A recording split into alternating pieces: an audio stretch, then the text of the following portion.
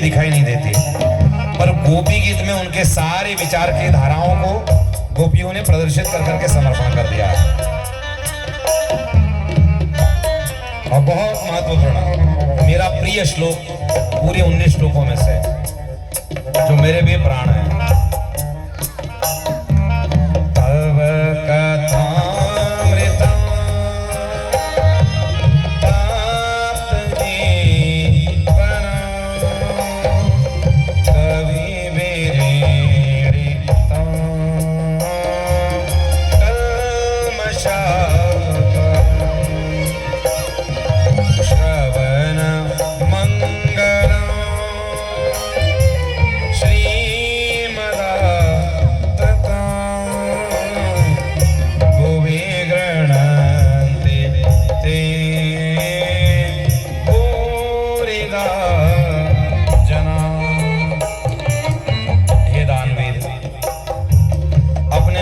अधर सुधा का रसपान कराओ। अधर सुधा का रसपान लोग अपनी परिभाषा में करेंगे, उसका टीका लिखते समय लोग अपना अर्थ निकालेंगे, लेकिन अधर अधरामृतम साधरामृतम, अधर का अमृत ही धरा का अमृत है, ओठों का अमृत ही धरा का अमृत है। तो इस पृथ्वी पर भगवान के अधर से क्या निकली है? अधर के ऊपर बांसुरी जो आपने बजाई वो मधुर है, और अधर के द्वारा आपने जो गीता का उपदेश दिया है, भागवत का उपदेश दिया है, वह सत्संग बहुत मधुर है। इसलिए अधरम मधुरम वदनम मधुरम मधुराधिपति रखिलम मधुरम। देखो गौर से पढ़ोगे तो भागवत जी के श्लोकों में पढ़ने पलटाने में गड़बड़ हो सकती है अगर आपने ऐसे ही पढ़ लिया। इसलिए गुरु परंपरा का भाव इसीलिए है, उसको ठीक से सुनोगे। ये काम से ऊपर उठा हुआ मोक्ष की मार्ग का काम है, ये ऐसा वैसा नहीं है। इसलिए तो अधर अमृत कौन सा दो, तो उसका अगली पंक्ति में वर्णन है। आधी बात कहकर के कभी बात पूर्ण नहीं हो सकती।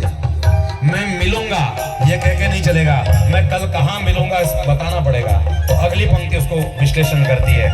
तब कथा अमृतम, यही अमृत है।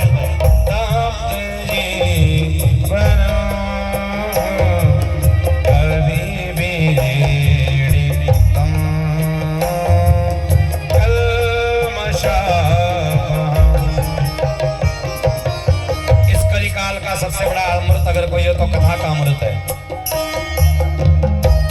परीक्षित जी के सामने अमृत का घड़ा लेकर के देवता गए। परीक्षित आप अमृत पी लो, हमको कथा पिलाओ। परीक्षित जी ने कहा ना, मैं कथा का अमृत पीऊंगा, मुझे ये नहीं चाहिए। ये 14 साल से भागवत जी की जो सेवा चल रही है, तपस्या चल रही है, इसमें कितने लोग वैष्णवता के भाव को उत्पन्न हुए। मुझे आज 1-2 लोग मिले, कुछ वैष्णव धर्म की दीक्षा अभी ले रहे हैं, कुछ ले रहे हैं और कुछ लेने वाले हैं। उन्होंने कहा हमने 14 साल की तपस्या हमने भी भागवत जी में सुनी, और भगवान की कथा सुनते सुनते हमारे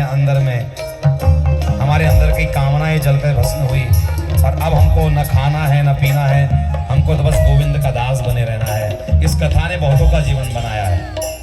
मैं इसलिए अधिकार से कहता हूँ, राम और कृष्ण का दर्शन कई लोगों ने किया हो न किया हो,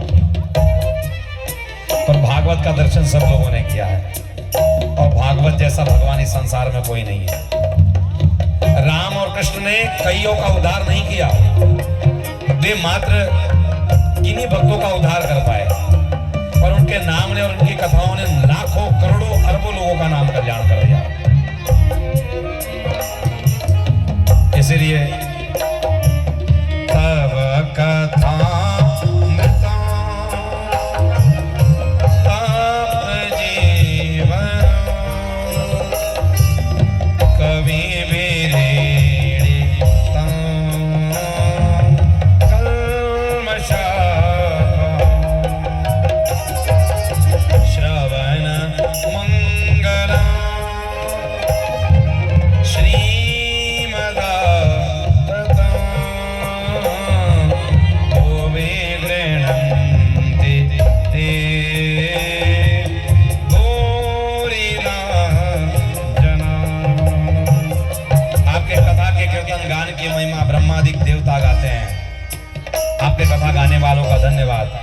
आपके कथा का आयोजन करने वालों का धन्यवाद।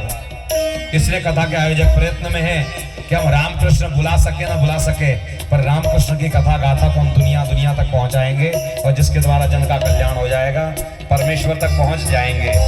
भागवत का आधार लेकर के, रामायण का आधार लेकर के, ग्रंथों का आधार लेकर के हमारे जीवन में परिवर्तन आ सकता है। ये मैंने देखा है। या ईमानदारी से कहना, यहाँ इस समय में, मेरे देखते समय में, मेरे 6-7 साल के अनुभव में यहाँ पर मैंने अपने आंखों के सामने कितने लोगों को खाता पीता छोड़ कर करके भगवान के भजन में लीन हो। आप ईमानदारी से कबूल करो, कौन कौन भागवत में परिवर्तित हुआ? ईमानदारी से कहना, कौन कौन हुआ है?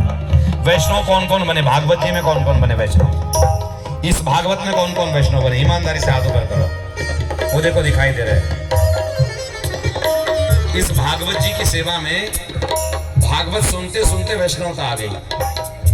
ये क्या कम है? यहाँ सामने बैठने वाले हमारे मुकेश जी भागवत से बदले, ये हमारे सतीश भाई भागवत से बदले। जीवन में बदलाव है ना, कथा लाती है, और ऐसी कथा अगर नहीं होना, बदलाव ना लाती हो तो भगोसले की कथा करना चाहिए। परिवर्तन हमारे अंदर भी हो और परिवर्तन सामने वालों में ना हो, तो ऐसे लाखों करोड़ों रुपए का खर्चा कर करके कथा का आयोजन करके क्या फायदा? लाखों का पैकेज लिए जा रहे हैं, 2-3 घंटे का कार्यक्रम में 10 घंटा टाइम पास हो रहा है, और फिर कथा में किसी में परिवर्तन नहीं आ रहा है, तो ऐसी कथा का करके क्या फायदा है? इसलिए परिवर्तन हो तभी कथा हो, और परिवर्तन न हो तो कथा होनी ही नहीं चाहिए। कोई काल नेमी को बैठा करके कोई हनुमान की कथा सुनना नहीं चाहता। संसार में सभी हनुमान है, पर सुनाने वाला आजकल कोई तुलसीदास और वेद व्यास नहीं मिल रहा है। इसलिए हम में परिवर्तन आया तो हम भी परिवर्तन करने की चाह सोचते हैं। प्रभु